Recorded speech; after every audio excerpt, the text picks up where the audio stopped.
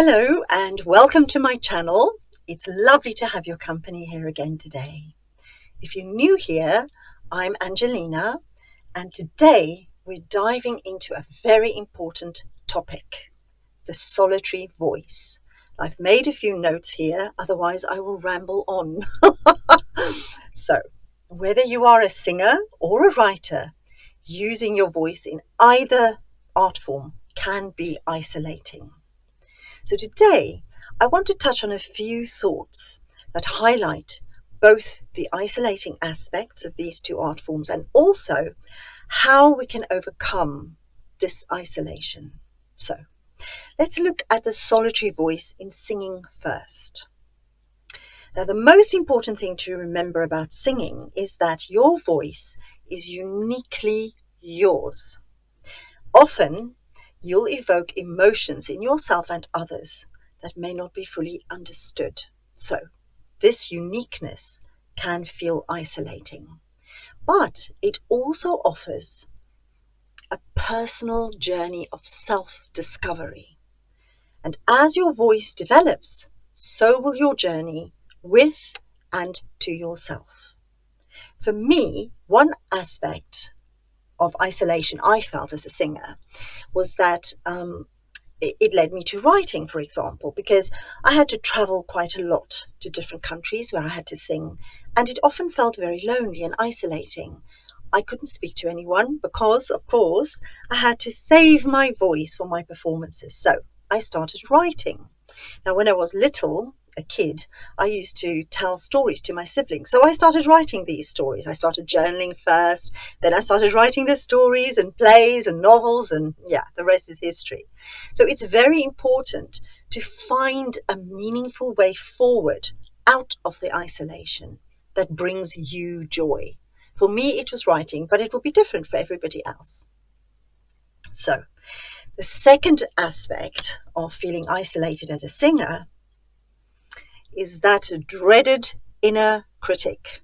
As singers, we spend hours perfecting our sound, and that intense focus can magnify self-criticism. So, embracing the imperfection as part of the artistic journey and the experimentation we have to go through can lighten the emotional load and open room for creativity, because as I'm sure you know, the more you criticize yourself, the more you beat up on yourself, the more you shrink, and no creativity can come from that.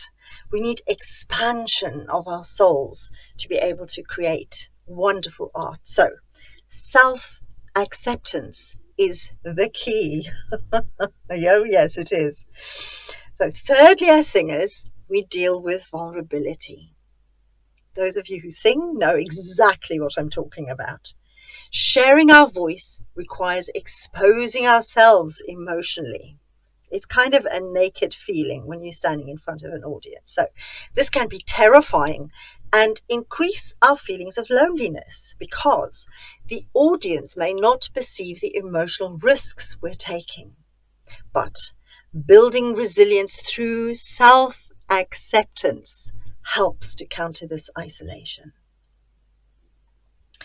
So I thought it would be a good idea to next look at connection through sound, because while singing is a solitary activity, music itself is universal. So focusing on the idea that your voice reaches others, even if they aren't physically with you, can help to bridge that feeling of isolation. It's one of the reasons I tell my students to imagine singing to the entire planet and beyond, to the universe. I start them small, don't worry.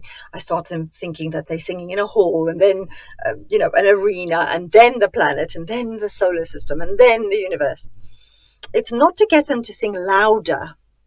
It's rather to allow them to understand that once you've made the sound, just because you can't hear it anymore, doesn't mean its energy isn't still there. It's all around us in the ether, and is why I ask my students to be careful how they use their voice and to try not to shout in anger. You never know who's listening. And then a very important next point is to cultivate a support system. This is to overcome isolation, definitely, because working with a singing teacher or a voice coach or joining a choir or collaborating with musicians can provide camaraderie and reduces the feeling of solitude. And that community adds a sense of shared purpose, which is fabulous. I know those of you who sing and have those connections feel it. So I hope those points were useful to my singing friends. So now let's look at the solitary voice in writing.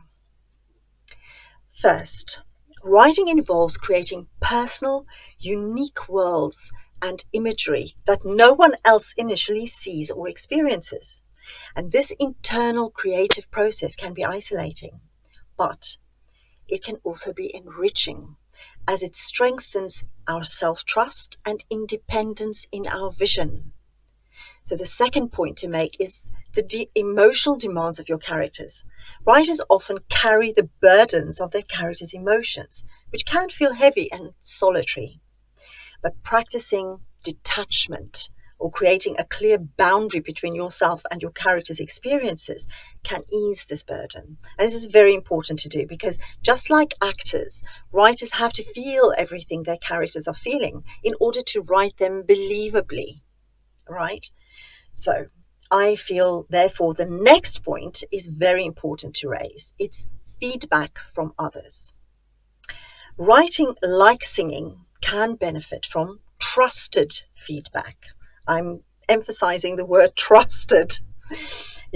Finding a small supportive circle of fellow writers or friends to share your work with can provide perspective and diminish the sense of working in a vacuum. But be careful who you choose to be in your small circle. In my experience as a singer, and actually also as a writer, others can be jealous of your ability to create and may not give the best feedback, but rather try to diminish you.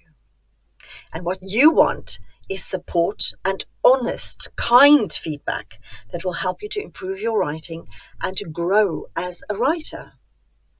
So another point I feel is very important is self-reflection. Writing often is an exploration of ourselves, and this intense introspection can feel isolating.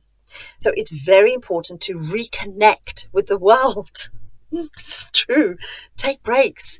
Engage in unrelated activities. I mean, there's that joke about if you find a writer and you want your house cleaned, find a writer because they'll clean the house instead of writing. Yeah. But seriously, reconnecting to the world in any way can prevent the isolation from becoming overwhelming, especially if you're also deeply involved with characters' emotional distresses and crises and that kind of thing. And finally, a point that I feel is very important and that has many writers, especially indie authors, flummoxed to some degree. And it's this: finding your readers.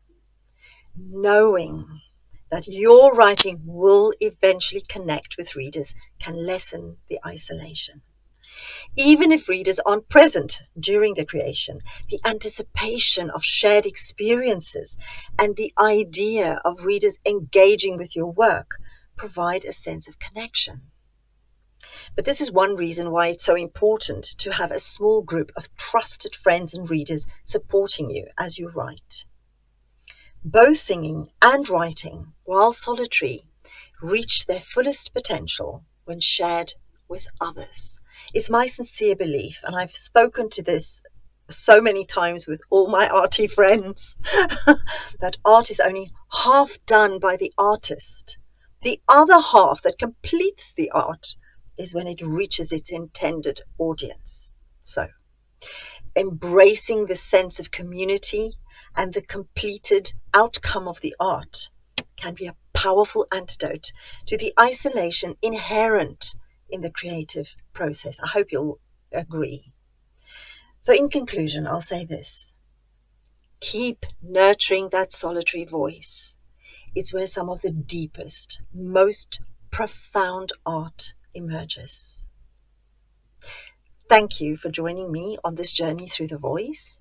Whether you sing or write or do both, remember that your voice, spoken or written, holds the power to heal, transform, and connect. If you found this helpful, please like, subscribe, and share your thoughts in the comments. It's free for you to subscribe. And I'd love it if we can build a community where our voices in all forms can thrive. So until next time, mwah.